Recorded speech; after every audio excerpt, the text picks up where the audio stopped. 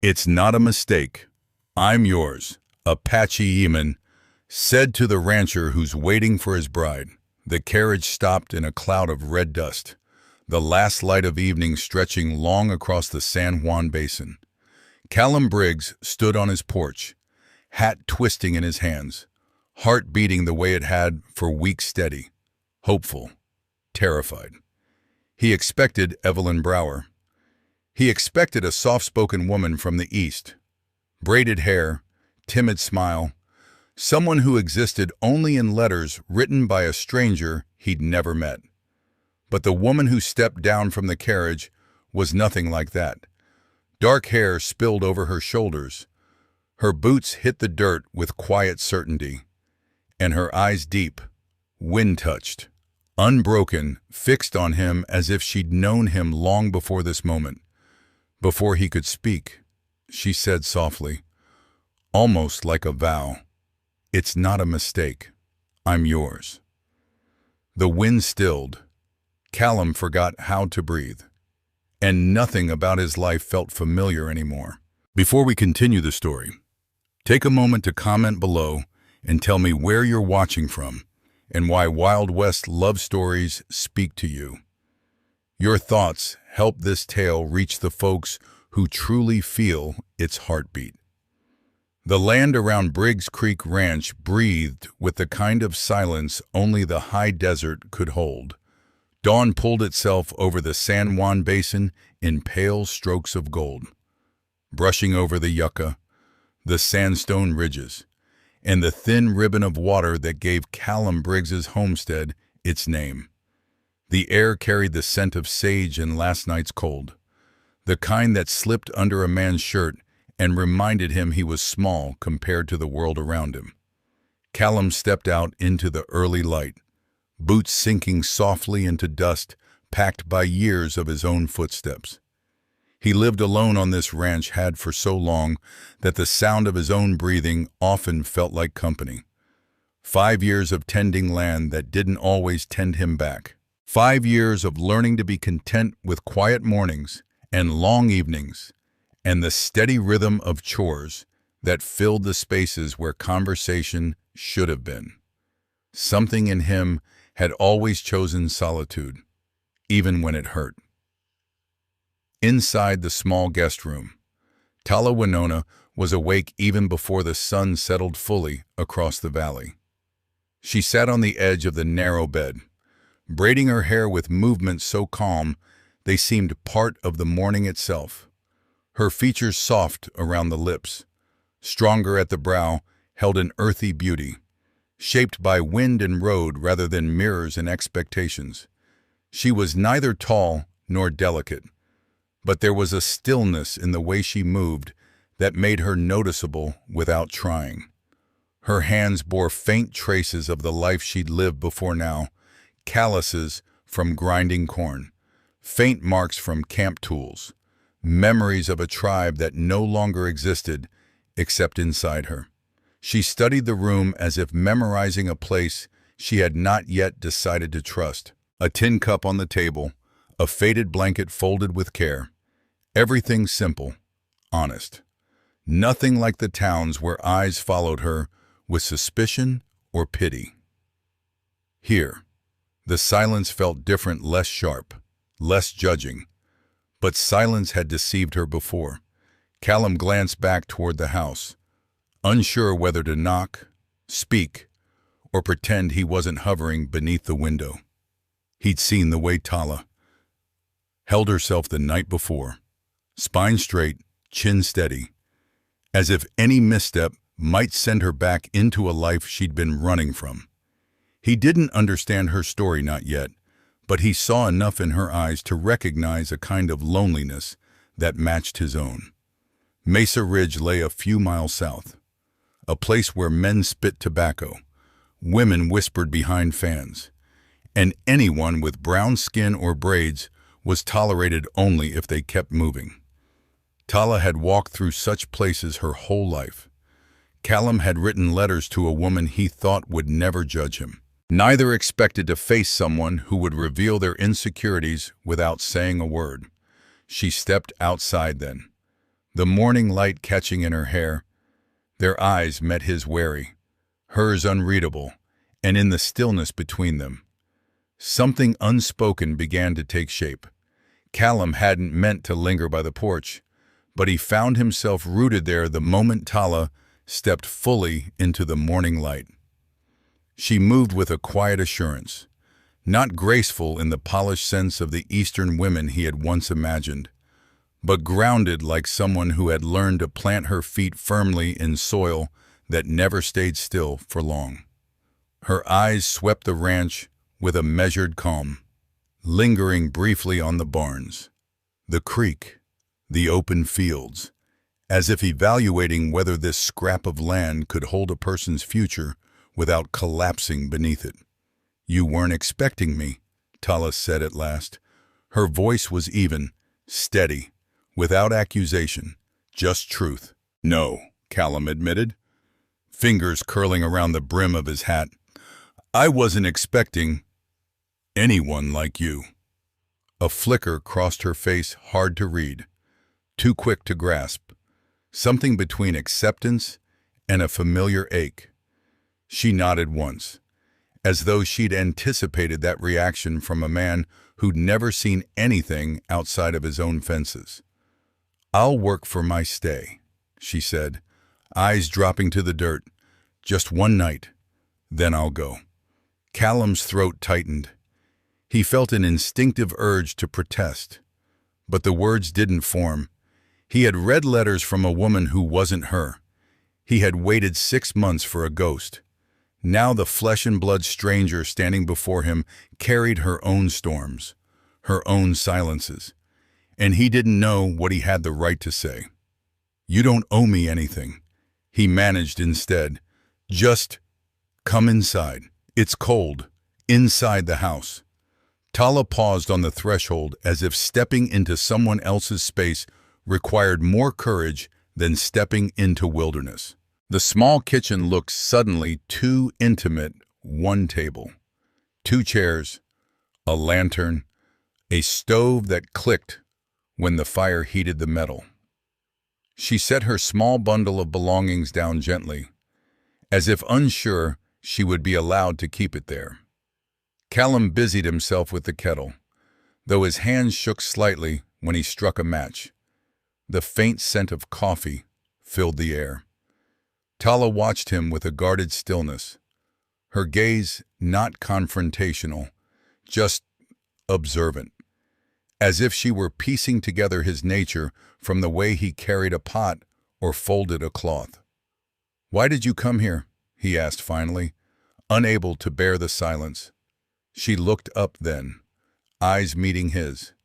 There was depth in them, dark, warm, but shadowed by a loneliness that mirrored his own. There was nowhere else left. She answered, "And your name reached me when I needed it most." Callum blinked. "My name." She nodded but didn't elaborate. The unspoken weight of it sat between them like a stone. He pulled out a chair for her. She hesitated, then sat. The wood creaked softly, the house settling around the presence of a second heartbeat. They didn't touch the cups immediately. Instead, they watched the steam rise between them, a thin veil that made their shared quiet strangely intimate. "You're not what I wrote to," Callum said, voice low. "And you're not who I imagined," Tala replied gently. "But here we are." Her tone wasn't sharp. It wasn't wounded. It was simply honest, and honesty had a way of disarming him more than any accusation could. A soft thud came from outside, the wind pushing against the shutter. Tala's eyes flicked to the sound and returned to him with a question. "You live alone?" she asked. "Yes," he said. "Always have." She absorbed that. And something in her posture shifted just a breath, just enough for him to sense that she understood the weight of solitude. She had carried her own version of it longer than he suspected. Callum wished he knew what to say next, how to bridge the distance without stumbling over his own awkwardness. But Tala rose from her chair before he could try. "Show me the land," she said. "So I know the place I'm borrowing a night from." He nodded, relieved and unnerved all at once. When they stepped back outside, their shadows fell beside each other across the porch, two silhouettes unfamiliar with sharing space but unable to walk away.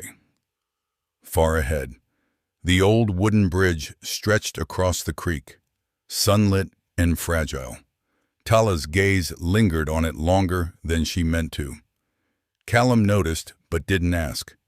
Some stories didn't want daylight yet. "Come," he said softly. "There are things you should see." They walked side by side, the dirt crunching underfoot, their silence no longer sharp but cautious, like two souls circling the edges of a conversation they weren't ready to speak, yet unable to turn away from. The morning settled warm across the valley as Callum led Tala past the corral, the low barn, and toward the fields where the creek bent like a thin silver thread. They walked without touching, without speaking for long stretches. Yet the silence between them now felt different from the night before. Not a wall, but a space where understanding might one day grow roots. Tala listened to the land as much as she looked at it. The rustle of dry grass, the distant call of a hawk, the soft gurgle of water slipping between pebbles. These sounds reminded her of home in a way that twisted her chest. Not the home that had vanished when her tribe scattered, but the memory of a place where she once felt held by the world instead of left behind by it.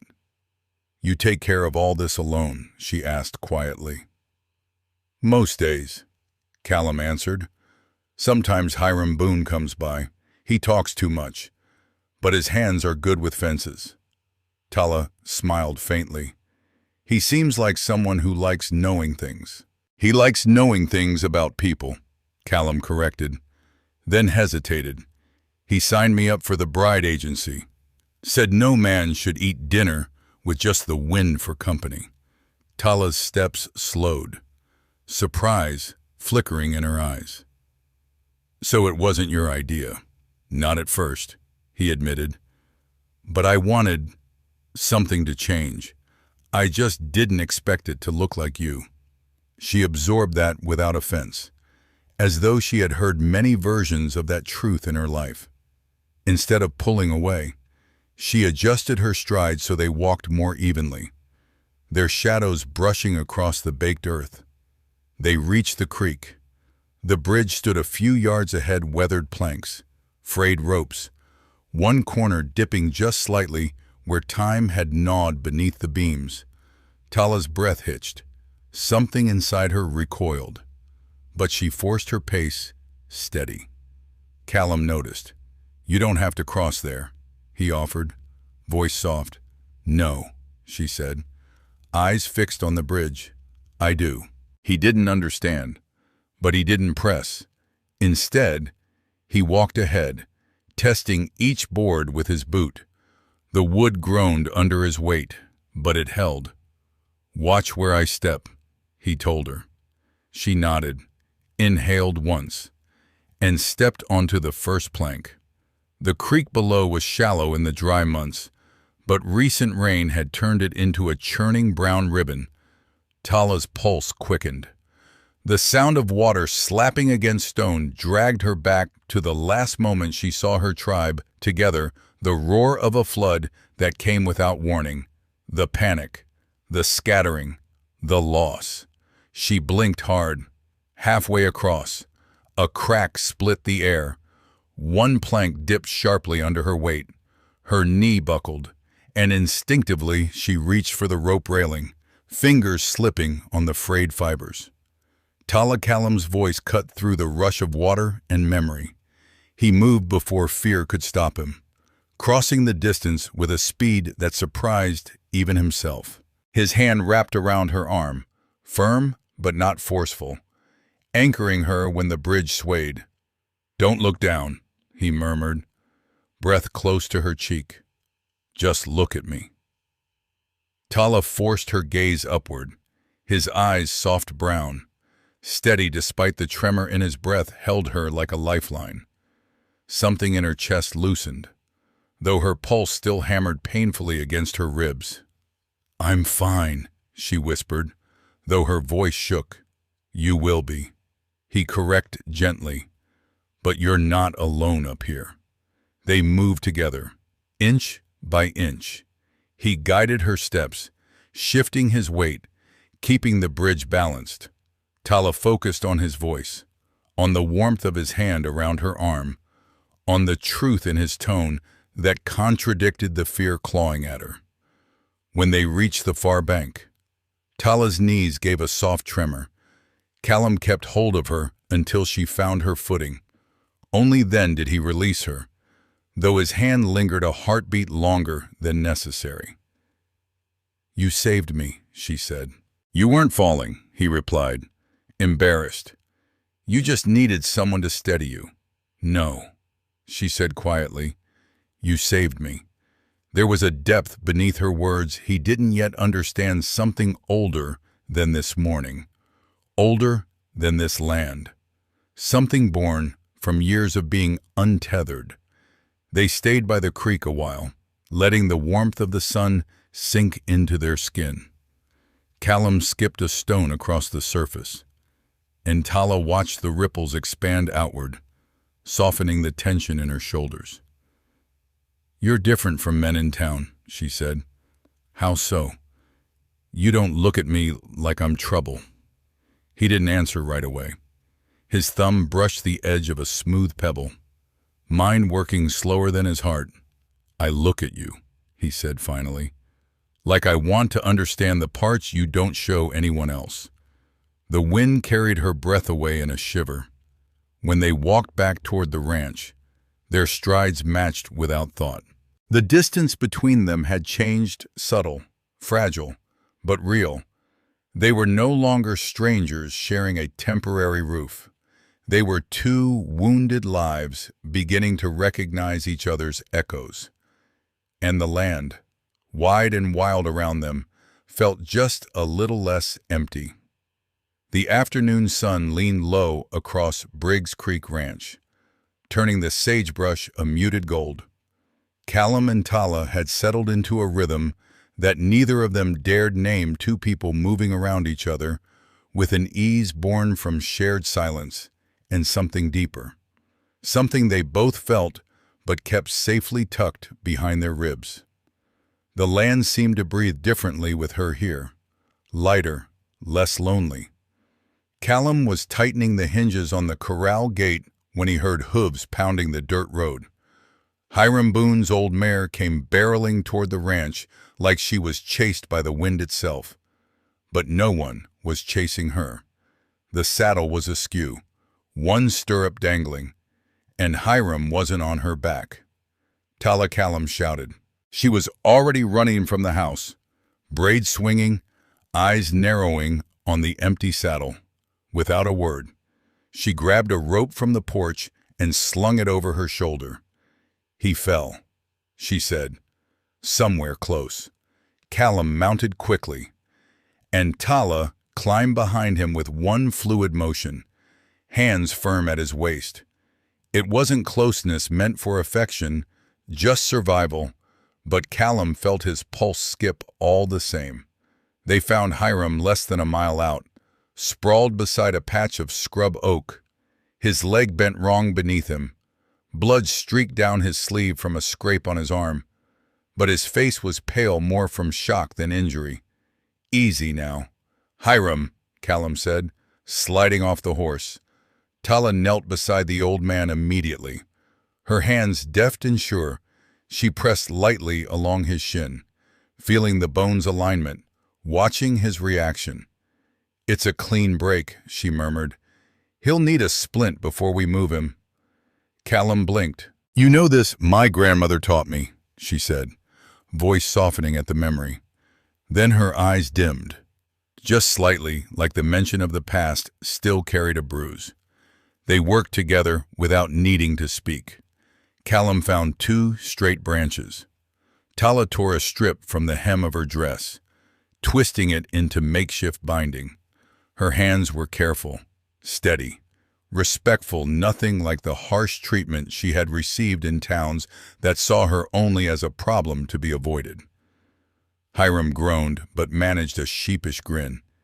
"Didn't expect to be saved by the prettiest medicine woman this side of the basin," he said. Tala shook her head, cheeks warming. "Save your jokes. Your leg won't heal straight if you keep talking." Callum nearly smiled. Humor wasn't something Tala showed freely. And seeing it now brief, Shy felt like being trusted with something rare, with effort and coordination. They lifted Hiram onto Callum's horse and walked slowly back to the ranch. The ride was long, but the silence between them felt like a shared blanket, warm and protective, as the sun dipped lower. They reached the house and eased Hiram into Callum's bed. He exhaled shakily, then looked between them, eyes twinkling with mischief that not even a broken leg could dim.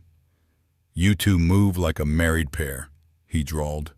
"Couldn't fool an old fool like me." Callum opened his mouth to protest, but Tala spoke first, and the softness in her tone caught them both by surprise. "We take care of what's in front of us," she said. "It's what people do when they're not alone." Something in those words struck Callum so deeply he had to look away. Hiram chuckled. "And here I was thinking my matchmaking was wasted on the wind." Tala stiffened. Callum felt it instantly. Hiram tilted his head. "So you know about Evelyn not coming, don't you?" Tala froze. Callum's breath caught.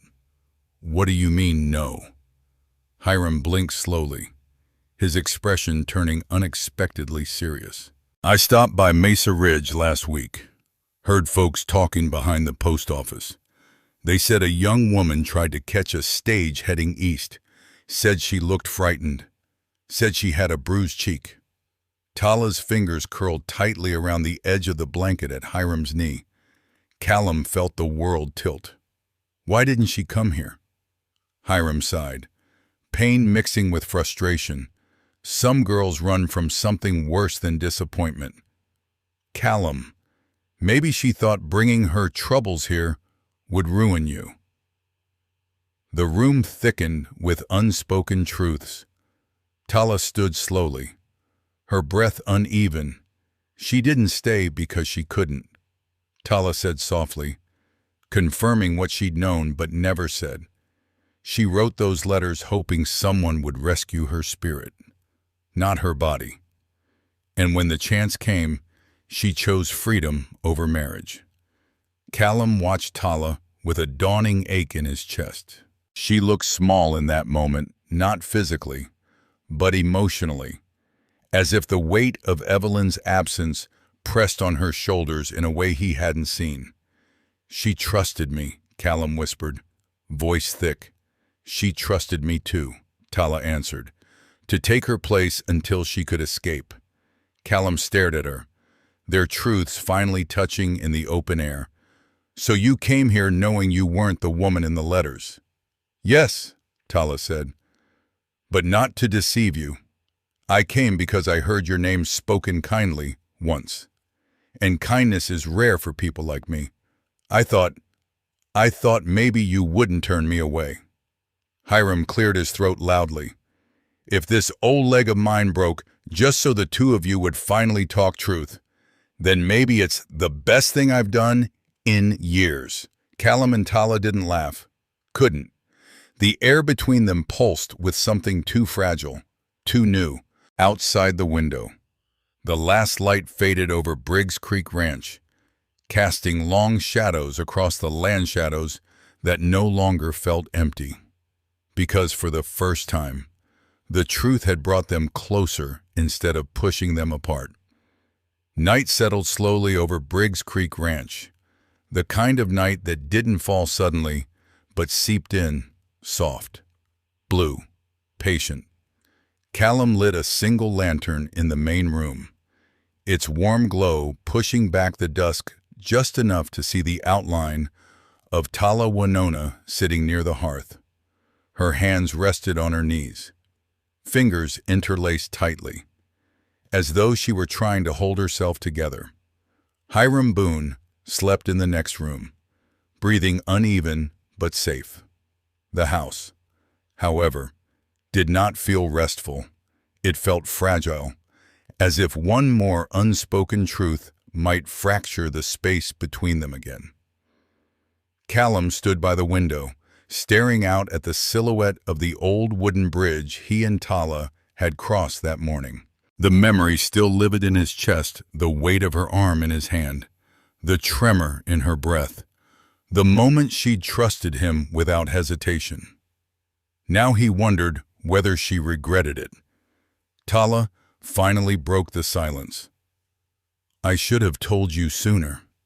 Her voice was soft, worn at the edges, not guilty, not defensive, just tired. Callum turned. About Evelyn, about why she didn't come. Tala's gaze stayed on the flames, as if afraid to look directly at him.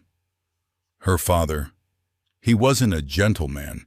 She wrote to escape him. The letters we exchanged were a way out for both of us. I helped her leave, and she helped me find somewhere to land. Callum crossed the room, but he didn't sit too close. He respected the storms inside her too much to intrude. "Did she ask you to take her place?" "No," Tala shook her head. "She asked me to disappear with her, but I couldn't. She had a name, a lineage, a chance to start over somewhere far. I didn't." The confession tightened something deep in Callum's chest. Not pity. Something gentler. Something that made him want to take every bruise life had ever given her and hold it himself. Tala's breath trembled. "I thought if I came here in her place, maybe it would hurt less. Maybe you'd turn me away quick, and I could keep moving before the loneliness settled again." Callum felt those words like a hand pressed against his ribs. "Loneliness settles for me all the time. I don't fight it very well." "You don't look lonely," she murmured. "That's because I got good at staying quiet." He hesitated, then added, "And because you're here." The lantern flickered. Tala's eyes softened, a crack opening in the armor she'd worn so long she wasn't sure she had skin beneath it. She pulled a folded paper from the waist of her dress. "This came for me. From Evelyn." Her hands shook as she offered it. I didn't want to hide it. Callum took the letter but didn't open it. "Do you want me to read it?" "No," Tala whispered. "I want you to know what she said." So she told him. Evelyn wrote that she had made it safely to Colorado, staying with distant cousins. She wrote that she no longer lived in fear. She wrote that Tala should not feel guilt for staying behind, because we both ran toward the only freedom we could find. Evelyn had written, "And his kindness belongs to you, not me." When Tala finished speaking, silence wrapped around them again, not heavy this time, but tender. Callum placed the unopened letter gently on the table. "I'm glad she's safe." Tala nodded, but her eyes shimmered. "She said I shouldn't apologize for finding somewhere to rest." "Rest," Callum echoed, sitting beside her at last. "Is that what this is?" "I don't know," she admitted. "But when I crossed that bridge this morning, and you held on to me, I didn't feel like someone passing through. I haven't felt that in years." The confession shattered the last wall between them. Callum exhaled slowly. "Tala, I don't know what I expected when that carriage arrived, but it wasn't someone who would make this place feel less empty." She finally looked at him, really looked. Her eyes were still shadowed, but there was warmth beneath the ache, a warmth she hadn't let herself show until now. "You make it feel less empty, too," she whispered. He reached for her hand, not quickly, not boldly, just an offering, a question. Tala stared at their hands for a moment, then placed her fingers in his, unsure but willing. It was the smallest touch they had shared all day, yet the one that settled deepest. Not a claim, not a promise, just two bruised souls finally finding a place soft enough to breathe. Outside, the desert wind shifted gently across Briggs Creek, carrying the scent of sage and wet earth, the kind of scent that made people believe land could hold them, even after they had lost everything else. Callum tightened his fingers, just enough for Tala to feel it. "You're not borrowing a night anymore," he said. Tala's breath caught. "What am I doing then?" He didn't answer with words.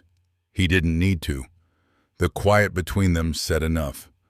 Morning came gently, brushing pale light across Briggs Creek Ranch. The storm from the night before had washed the dust from the sage, leaving the valley smelling of wet earth and beginnings. Callum stepped outside first, lantern in hand, though he didn't need it anymore. Habit, Tala thought as she followed him out. Some men carried shields they never put down. Others carried lanterns long after the darkness had passed. She stood beside him on the porch, the silence between them no longer full of questions, but of quiet understanding. The old wooden bridge once broken, once nearly the end of her, now stretched across the creek ahead of them. Callum had repaired it at dawn. The planks straightened, the ropes tightened. It looked the same, but it wasn't. It had been strengthened by hands that cared whether it held. Tala walked toward it, each step slow, steady. She touched the new beam, fingers brushing the grain, feeling the warmth of morning soaked into the wood. "You fixed it," she said softly. "You crossed it once." Callum answered, "I didn't want you facing it again alone." A breath escaped her, one part wonder, one part something she didn't dare name yet. They stood together at the center of the bridge, the water murmuring below like a low lullaby. The creek was calmer today, almost tender, as if reflecting the shift inside both of them. Callum turned slightly, watching how the sunlight threaded through Tala's dark hair. "This place has been quiet a long time," he said. "Too quiet." "And now?" she asked. "Now," he said. "It feels like a place someone might want to stay." Tala lowered her gaze to the water, seeing two shapes reflected there, his steady, hers softer than she remembered feeling in years. "I've been wandering a long time, Callum. I didn't expect to find a bridge I could cross, let alone a place to stop." He didn't reach for her hand this time. He didn't need to. The distance between them had become a thread instead of a wall, a connection that hummed with something warm and certain. The wind moved gently across the basin, stirring the tall grass, brushing their clothes, wrapping them in the same breath. Tala closed her eyes, letting it lift the last remnants of fear from her shoulders. When she opened them, Callum was still there, quiet, steady, waiting without pressure. The bridge beneath them felt symbolic now, once broken, now rebuilt, stronger not because the wood was flawless, but because someone cared enough to mend it. And in that still, golden moment, Tala understood she had found more than shelter. She had found a crossing.